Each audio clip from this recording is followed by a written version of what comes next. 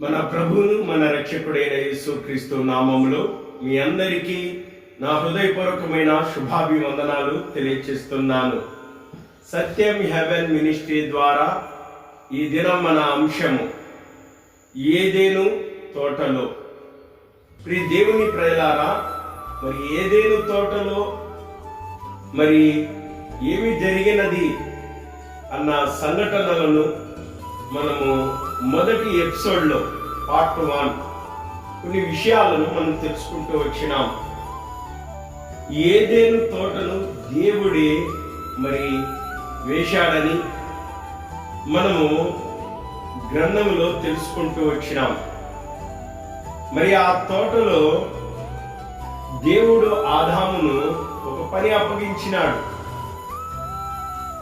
ఆదికాండము 2వ అధ్యాయం 15వ వచనం, మరియు దేవుడైన యెహోవా నరుని తీసుకొని ఏదేను తోటను సేద్యపరచుటకును దాని కాచుటకును దానిలో ఉంచెను. కాబట్టి ఏదేను తోటలో దేవుడే ఉంచినాడు. అయితే దేవుడు ఆజ్ఞ ఇచ్చినాడని మనము చూసినాం. ఏదేను తోటలో ఉన్న వృక్ష ఫలములను నువ్వు నిర్బంధంగా తినవచ్చును, అయితే మంచి చెడులను తెలివినిచ్చు వృక్ష ఫలమును తినకూడదు. నీవు వాటిని తినదినమున నిశ్చయముగా చచ్చదవని నరునికి ఆజ్ఞాపించినాడు. ఆదికాండము 2వ అధ్యాయం 17వ వచనంలో. 16వ వచనములో వృక్ష ఫలములన్నీ తినొచ్చు నిర్బంధంగా, కానీ తోట మధ్యలో ఉన్న వృక్ష ఫలాన్ని మాత్రం తినొద్దని ఆజ్ఞ. ఈ దేవుని ప్రేలారా, ఆ తర్వాత నరుడు ఒంటరిగా ఉండటం మంచిది కాదని దేవుడు మరి సాటి అయిన సహాయం కొరకై ఆదామునకు గాఢ నిద్ర కలుగజేసి మొదటి ఆపరేషన్, ఈ ప్రపంచంలో ఈ సృష్టిలో మొదటి ఆపరేషన్ ఎవరు చేశారంటే దేవుడే చేశాడు. మానవునిలోని ఒక భాగాన్ని, అనగా మరి గాఢ నిద్ర కలగజేసి ఆదాముకు మరి ఎముకల్లో, పక్కట ఎముకల్లో ఒక ఎముకను తీసి స్త్రీని చేసినాడు. ఆయన గాఢ నిద్రపోయాడు.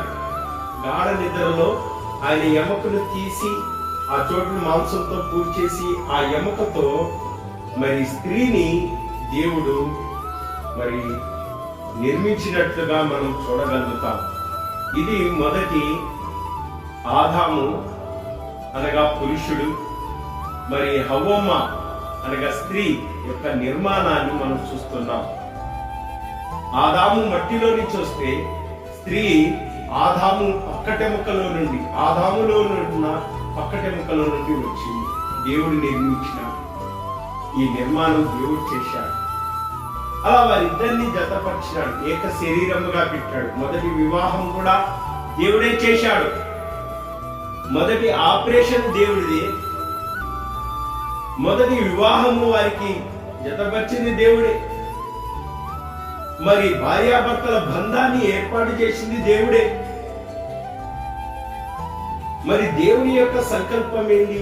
ఈ భూమి మీద మరి సంతానాన్ని మరి సంతానంతో నిండాలని దేవుడు దీవించినాడు.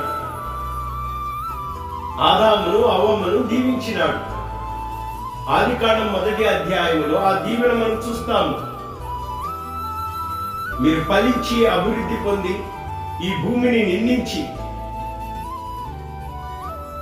కాబట్టి సమస్త ఈ జంతువులను లోపరుచుకోండి. దేవుని ప్రేలారా, ఇది దేవుని యొక్క ఏర్పాటు. దేవుడే బంధాన్ని పెట్టాడు. బంధాలు తెంచుకోవడము దేవునికి ఇష్టం లేదు. ప్రేమ అనే బంధాన్ని, ఆప్యాయత అనే బంధాన్ని దేవుడే పెట్టాడు. అయితే మరి మీరు బాగానే ఉన్నారు. అయితే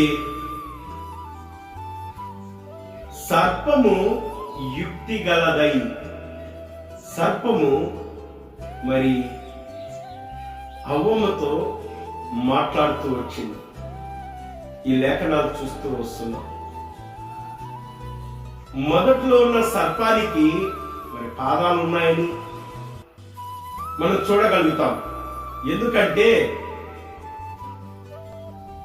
ఈ సర్పము శపించబడిన తర్వాత మరి భూమి మీద నువ్వు ప్రాకుదువు అని దేవుడు మరి పలుకుతూ వచ్చినాడు. అంతకు ముందు మరి పాదాలు ఉన్నట్టే అది ప్రాకుతూ లేదు. ప్రియ దేవుని ప్రేలారా, అవ్వమ్మ తన జీవితంలో మరి ఈ సర్పముతో మాటలతో మరి మమేకమైపోయింది. ఆదాము సిద్ధపరచడానికి కాల్చుటకు గాలిలో వస్తే సిద్ధపరచడానికి వెళ్ళాడు. అవ్వమ్మతో ఈ సర్పం ముచ్చట వేసింది, మాట్లాడుతూ ఉంది. దేవుని ప్రేలారా, ఈనాడు చూడండి, ఎంతో మంది భర్తలు ఉద్యోగానికి పోయాక భార్యలు మరి సంభాషణ ఎలా ఉంది? టీవీ సీరియల్తో ఉంటుంది. వాటిని చూసి ఏం నేర్చుకుంటున్నాం? లేకపోతే ఇతరులతో మాట్లాడితే వారు ఏం మాట్లాడతారు? కాబట్టి ఈ ముచ్చట ఏం ముచ్చట? అలా చేసి చేసి చేసి బంధం అయిపోయింది. చాలా మందికి చూసి చూసి సీరియల్ కూడా బంధం అయిపోయింది, చూడలేక ఉండలేదు. మరి స్నేహం చేస్తూ ఉంటారు, మరి వచ్చి స్నేహం చేస్తూ మాట్లాడుతూ మరి బంధాలను కలుపుకుంటారు.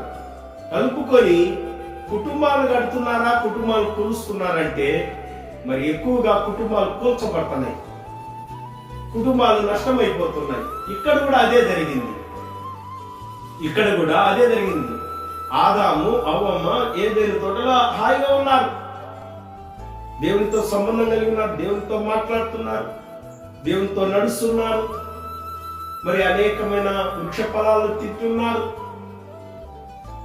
హాయిగా ఉన్నారు, సంతోషంగా ఉన్నారు. హాయిగా సంతోషంగా ఉన్న వారి జీవితంలోనికి మరి సర్పము ప్రవేశించింది.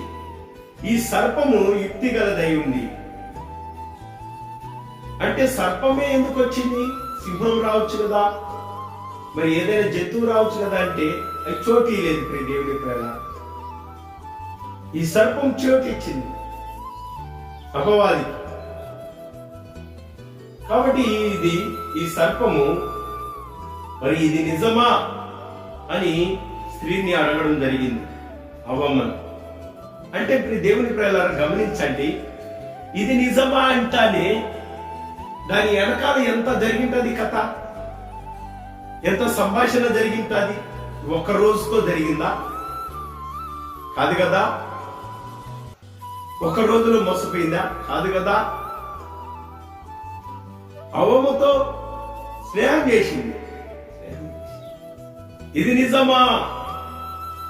ఈ తోట చెట్లలో దేని ఫలమునైనను మీరు తినకూడదని దేవుడు చెప్పానా? అంటే ప్రశ్నేస్తుంది, దేవుడు ఏమైనా చెప్పాడా ఈ తోట పండ్లలో ఏదైనా తినద్దని? అంటే సర్ప నీకెట్ట తెలుసు అడగాల లేదా? అవ్వమ్మ నీకెట్ట తెలుసు? అందుకు స్త్రీ, తోట చెట్ల ఫలమును తినవచ్చును, అయితే తోట మధ్య ఉన్న చెట్ల ఫలమును గురించి దేవుడు మీరు చావకూడనట్లు వాటిని తినకూడదని వాటిని ముట్టకూడదని చెప్పనని సర్పముతో నేను సత్యమే చెప్పింది అవ్వమ్మ. దేవుని ప్రేమ పార్ట్ 3లో మరి విశేషముగా సర్పం ఎందుకు వచ్చింది, ఆ సర్పం లోపల ఏముంది, ఎందుకు అవ్వమ్మను ఆ ప్రశ్నేసింది, ఎందుకు తినమని ప్రేరేపణ చేస్తుందో మనం ఈ సత్యాన్ని తెలుసుకున్నామంటే మరి భూమి మీద మరి దేవుని కొరకు జాగ్రత్తగా బ్రతకగలుగుతాం. ఆ నిత్య జీవాన్ని, దేవుని సన్నిధిని, సహవాసాన్ని, దేవుని ప్రత్యక్షతను కోల్పోవు. దేవుడు ఈ మాటలు దీవించి ఆశీర్వదించును గాక. ఆమేన్. అందరికీ వందనాలు. God bless you.